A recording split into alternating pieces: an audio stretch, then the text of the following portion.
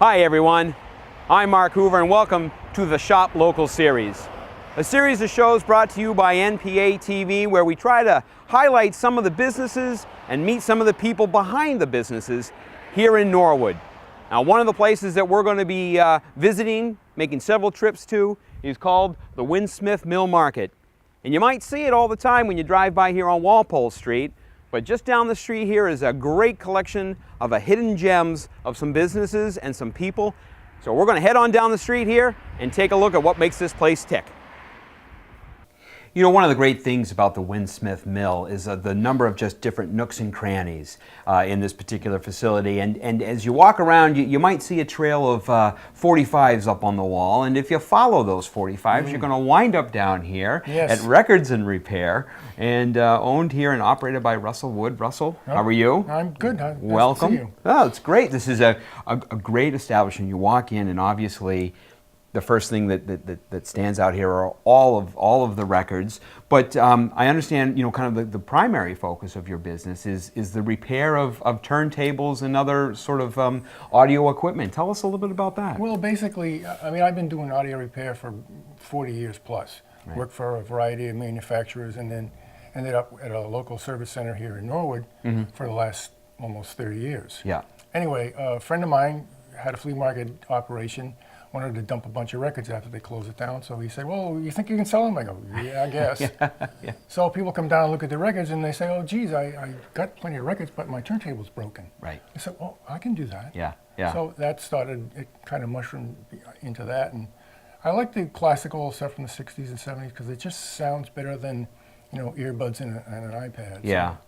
So, and people have a lot of that stuff laying in the basement and attics, and it comes out of the woodwork, and you know, I just try to get it back operational. Well, it's amazing. Before we came on, you and I were just kind of talking about, you know, sometimes it seems like it's almost it's a dying fad. I don't want to say dying fad, but you know that today with all of the music that can fit on iPads, yeah, you can put all this stuff on the size of a quarter. It's crazy. Exactly. And the fidelity that you get out of an LP, if you sit and listen to it critically, is different. It's more warmer. It's more human. Yeah. And it's an immersive technology in the sense that you got a record, you got an album, you can read it, you got to go through the motions of putting the needle on and everything. Yeah. It's kind of cool. It's a great way to just sort of check out and enjoy the music. What are some of the more interesting, you know, audio stuff that you have seen come through the doors that you've had to kind of work on? Well, I've had some the wind-up Victrolas come through. Really? Yeah. It's like people still go, hey, this is broken. Can you fix it? They don't break really, but yeah. just a little TLC and they're back and operational. I've had mixers and PA gear come through, a couple of guitar amps, but most of the stuff that's cool is the tube stereo equipment, or the early 60s and 70s stereo equipment. Yeah. It just sounds so cool, and that's really what I grew up on and came to love. So and that's where I focus really.